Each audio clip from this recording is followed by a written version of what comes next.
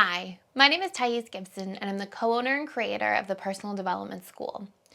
This is your daily breakthrough video. In this video, I'm going to talk to you about how to meet your own needs for love and connection.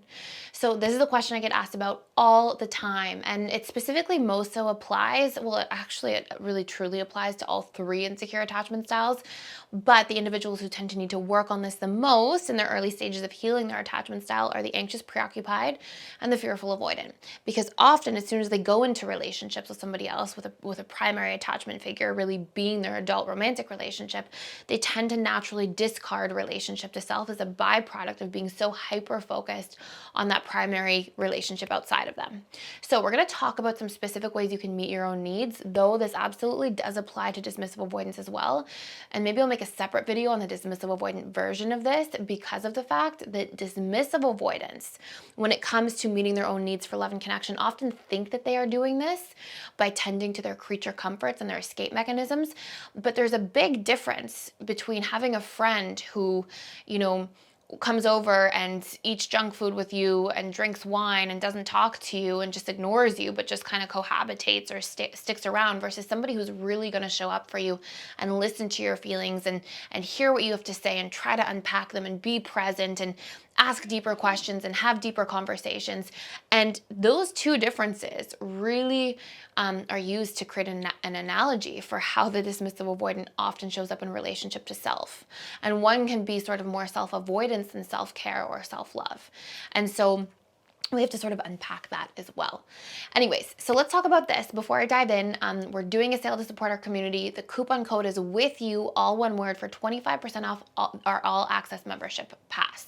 So that gives you access to 30 different courses on all sorts of different things about the 7 areas of your life, but really how to master relationships, reprogram your attachment style, reprogram your subconscious mind, set boundaries, understand your needs as a human being, understand the different types of boundaries we have as human beings, master your money mindset from a subconscious reprogramming perspective, and understand your stories and belief patterns around money. It's like a really deep dive into that. And basically a whole bunch of different other courses in there, as well as over 100 previously recorded webinars that we keep adding to as I do 4 live webinars a week with all of the members in our community. So the coupon code is with you. It's all one word. I will put a link in the description box below and also a link in this video specifically, like as a little card that you can click on. So let's talk about this. How can an individual meet their needs for love and connection? So what we know essentially is that the subconscious mind, we have 6 basic human needs, and this largely comes from the work of Tony Robbins. But these are like really unconscious needs. They're like so subconscious, they're basically in the realms of the unconscious. They're deeply, deeply wired. Now these needs are, and I've mentioned them before in here, but they're love and connection, growth, significance, contribution, certainty, and uncertainty, or really like novelty, variety, those sorts of things. Now, out of these things come strategies that we build in basically through positive versus negative associations as a result of our experiences.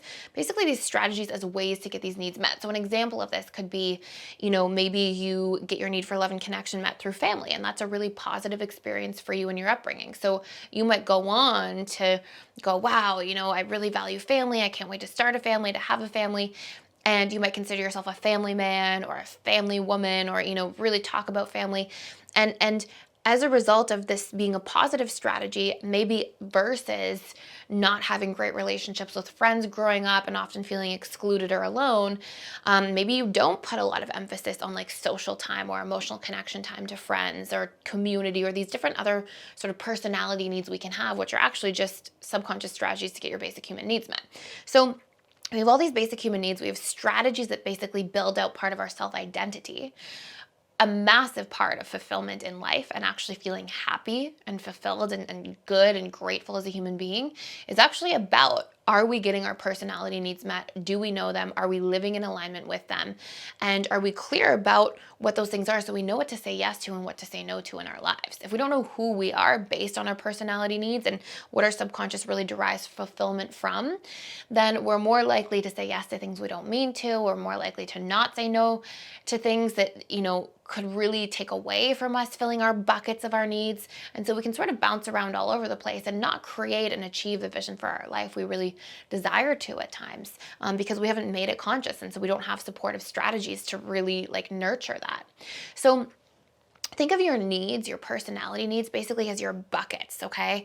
And the more filled these buckets become, also the more still the mind becomes, which is an interesting sort of byproduct here. When we have unmet needs, our mind gets very chattery. It's actually usually trying to direct us back to these subconscious needs buckets. Now, when you are going through life, having this experience, okay, and by the way, we have a full course in the school that like actually takes you through step-by-step processes for how to discover these needs, as well as your tertiary needs, like moment to moment sort of daily needs, like getting seen, getting heard, getting understood by people, these sorts of things, and strategies to really make sure these buckets are filled. Now what happens whenever we have a need for love and connection? Oh, I might have to sneeze. Whatever happens when we have a need for love and connection, is this. We need to always be able to fill our own buckets 50% of the way. And there's a beautiful story from a book called The Mastery of Love by Don Miguel Ruiz, which is essentially a book about learning to self-love. And he talks about this sort of idea or analogy of if you have a magical kitchen. And in your magical kitchen, you can have all the food you could ever need. And one day, you and your bountiful magical kitchen, has somebody come knock on your door. And that person says, hey, I want to give you a slice of my pizza that I have, but you need to do X, Y, and Z, and basically puts all these stipulations and expectations on you in exchange for this piece of pizza.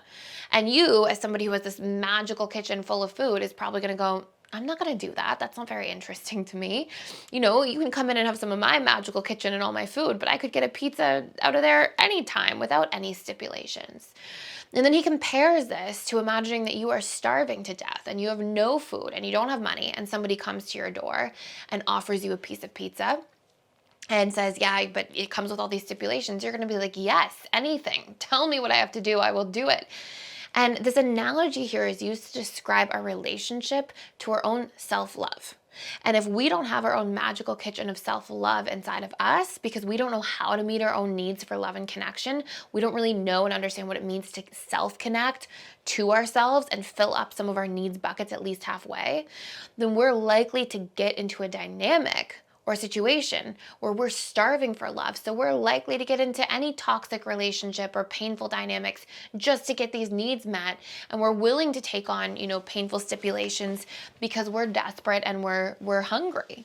And so we need to, as human beings, be able to not just identify our needs, but also learn to have healthy, impactful strategies to get some of our own needs met in this way.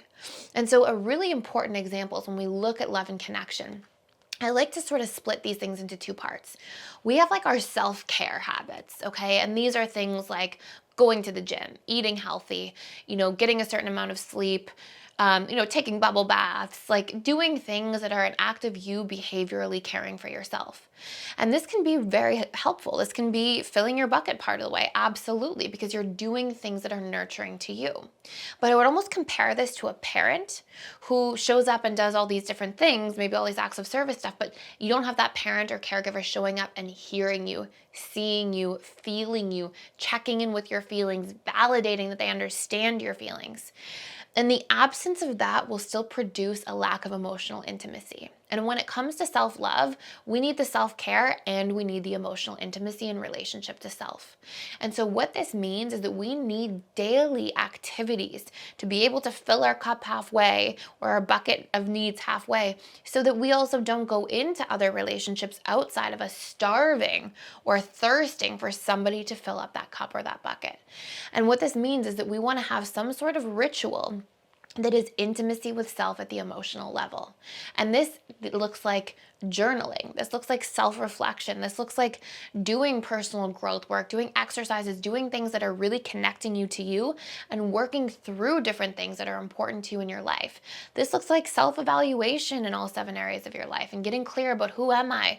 What do I want? What triggers me? What feels good to me? What feels bad? What are my non-negotiables and desires in a romantic relationship? What makes me feel fulfilled on a regular basis? It's really about like a lot of self-reflection and inner work. And meditation is another good example of this because it's the act of basically observing your thoughts, observing your mind, and disidentifying and actually being with yourself and watching what's taking place, watching what patterns exist within you on a regular basis. And this equals I'm seeing myself, I'm hearing myself, I'm coming to understand myself, I'm coming to start validating myself. I can only validate myself if I know myself, right? And I'm coming to like really show up for myself in times of need and process my emotions. And we can only do this effectively once we've built a proper, regular relationship to ourselves. And then we have to do that repetitively enough that we also learn to trust our ability to self-regulate, trust our ability to have emotional intimacy to self. And what I find is that this is a massive remedy for loneliness. Massive. Now, it's one of many different parts, and we have a whole course coming out for this month on overcoming loneliness and reprogramming it and other key components. There's another 5 key components in there to break through. But these are all very important ways of meeting our own needs in terms of love and connection. And it's such a powerful, valuable question. I get asked almost every live webinar that we do. Somebody asks this question. So I just really wanted to take a moment and put this out here and highlight the importance of it in our own journey for healing. So thank you so much for watching. Thank you for being here. Please like, share, and subscribe to this channel if you're getting a lot of value out of these videos, and I will see you in the next one.